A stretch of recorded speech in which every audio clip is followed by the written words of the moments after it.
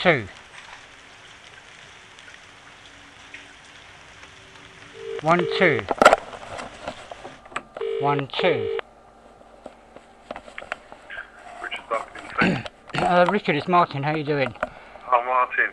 How are you? All right. How are you? Yeah, fine. Okay. My phone's been off for about a day and a half. Oh, okay. I haven't been ringing you anyway. I have not been ringing you anyway. I just thought maybe left me a few voicemails. How's things? Well, okay. I mean, I've been to see these sort of psycho people, but I haven't actually had a meeting yet. Alright, so you just wait for that? Well, I'm going there now, to the drop-in centre at Chase Farm Hospital. So I was there the other night, but it was a bit busy, and I thought I'd rather leave it. If it was in Barnet, I can walk home from there. So, because it was getting near midnight, I thought I'd leave. So I'm going to go there now. Okay, that's good. Yeah, I found out the names of those officers. Right, but yeah, that 101 guy told me that these guys are involved in, you know, dealers and stuff. Well, I mean, it's just... Sorry? How did that all... So, well, you rang 101? I rang 101 and I said, look, I want to speak to Barnet Police Station, but I want to put a complaint in against Sarah Wigley. Right. The local neighbourhood cop. And it was it was a really short sort of conversation, 1.5 minutes. Yeah. And I basically filled in that I've been attacked, and it's the same as 20 years ago. This guy is associated with drugs, and then this guy just came out with it. That the local neighbourhood cops are involved with drug dealers, that's why they're against you. See, the way I see it is, we got two police forces now. We've got a police force, and we've got a police force that's infiltrated the council, and the council has infiltrated the police force. Sarah knows I'm being set up. And yet, she's just being so obstructive, it's unbelievable. She wouldn't give you the names of those cops, but this guy just he just looked them up straight away, no problem. Yeah, what are their names then? Well, SX212 is a PC Brown. And 187, I don't remember the name. I haven't listened to the file, to be honest with you, Richard. One of them, PC Brown, I believe, is 212. And Sarah told me it's 212 who's signed off that I don't want any action taken regarding me being assaulted. That's just not right. No. If you speak to Marek, the case progressions guy, I was on it straight away the next day that it happened. Right. But how did this switchboard guy say what he said to you? How did that come about Sarah? Well, being the local neighbourhood cop, he just said, well, that's what they get involved in. They do, like, they get involved with these people for a surveillance reason. Right. It was a very short conversation. I already know about that stuff. I didn't want to drop him in it. I don't think he gave me his name anyway. Did you record that one? Yeah, I did, yeah. Yeah, it's not the first time, Richard. Honestly, it's not the first time. But yeah, I mean I just wonder how he knows that though. Was that generalisation? Well, are these guys really coppers? I don't know. I mean, and then the next day I phoned up to say, can I speak to Barnet Police Station? Got into a conversation with a female. She was a bitch. She really was a pain in the neck. Just by looking me up on the computer, they go, oh Christ, you phoned a lot of times. What's it all about now? Right. You know, so... this guy was really friendly and gave me information straight away. The next day, this woman's completely obstructive.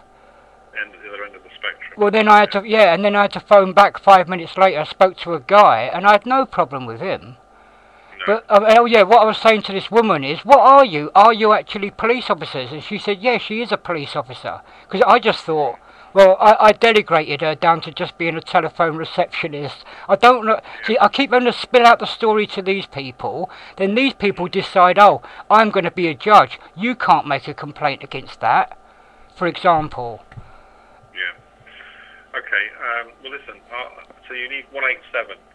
You need to know the name of 187. Well, I know this guy gave me it. It's on the. I've got it somewhere. So what do you want to do about those two officers then? What's the issue? Well, the issue is that 187, when she bundled me into the ambulance, I'm saying, yes, I want them prosecuted. 212 went into Lisa's house to get my camera back. Yeah. I told her, whatever you do, get in there and get my camera back right now. So 212 went off. I got dragged off into the ambulance. I'm even telling the ambulance crew, these cops are not gonna do it. Yes, they will. Yes, they will. I've got to get the ambulance crew now to confirm that I told the cops I want them nicked. Yeah. It's exactly the same as what happened in 1992, Richard. Sharon Minchin never came back to me and made a statement of truth. Never. Well, listen, get that sorted out this weekend. Today. Yeah. That sounds like good news. Well, I'm going to go to the psycho doc, get them to listen to Lisa, and say, look, this woman's off her tree. Why are the police believing her? Why is the ASBO team believing her? If I can get that in writing from 2 or 3 different... See, that's the thing about the drop-in centre. I can meet 2 or 3 different psychos, get 2 or 3 different opinions. And Tom now has texted me saying, let me know when you want to have a meeting. Me, Osvaldo, that's his boss, and the psycho doc who drove me up the wall... We'll all meet whenever I want. I haven't responded to it yet. I want to get these anonymous ones out of the way first. Out of the way, yeah. See what they say. Alright. Look, have a good weekend. Yeah. And you.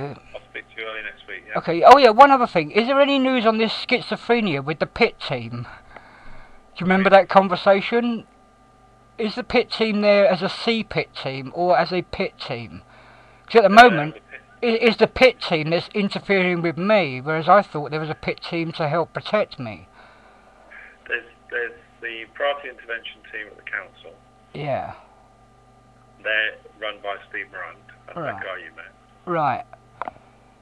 And if you have any inquiries about them, you have to go through Steve Morant. Right, alright, okay. Or Maria Darling, she's the officer in your case. Right. I've had no emails. I've checked them every 12 hours, really, in the past couple of days. Yeah, we'll just send them through and ask her to ring you. That's what you've got to do. Well, I do put my phone number and stuff. But, yeah, alright. I'll email over my phone number. And then the police have a pit team as well. Right. They're separate. And then you've got the SNT, which is Sarah Wigley. Right, so there's a pit team with the police, there's a CPIT team with the council, and there's a Sarah Wigley Save a Neighbourhood. SNT, yeah. Well, they're infected. They are infected. They've all got the same cancerous sort of mentality. I think Sarah is protecting Nereza Staff. Nereza Staff is the last one on the chain, and I'm certain that Lisa was given her furniture. That wasn't Nereza Staff's decision. It was someone before Nereza Staff took over. Nereza Staff is just taking the complete brunt of it all, because she said that she was on. Well, she said that she was on my side, and then she dropped off. Right. Right, and that's going to be my defence at court. Yeah. You know, why would I call her that? And the other thing is, the fact that they've gone back to March, right the way up to now, just proves how vindictive. That she entrapped me by going on for another 6 months and then getting me prosecuted after Lisa's injunction. Lisa's central to all of this. Yeah. And yet she's not going to turn... Well, the police say it'll all come out in court. It never does. Well, I mean, if you instruct your solicitor, you instruct him to do, or else you run your own case. Well, that's it. It's either he does it or I do it. There's no sharing of the job, and that's what I need. I need a solicitor there so that I do the barking, he does the administrating. Yeah. And that way it will come out. But you've got to realise that court wants 2 hours with me, Raj, and Pauline. Yeah. Right, so it's all rigged against me, and this is what my solicitor says. If we represent you, you will lose on both of these cases. If you represent yourself, you will win. Alright, it's a bit of an odd. Well, I tell you, I got the conversation I had with him, it's clear as day, and we knew that in the beginning. And really, with me, the CPS has never learned its lesson, but this time I'm going to have to take them down. Well, I'm using the Darren Davis stuff and using everything. That's why I wanted Wood Green Crown Court. That's, at the end of the day, you've got to be, that's your judgment call, isn't it? Well, there's only one way to win a court case, and that's to degrade the opposition. And in my life, someone in the CPS has continuously taken the wrong decisions. The police officers at the scenes want to take action. Someone stops them taking action, and that's what I'm here for, Your Honour.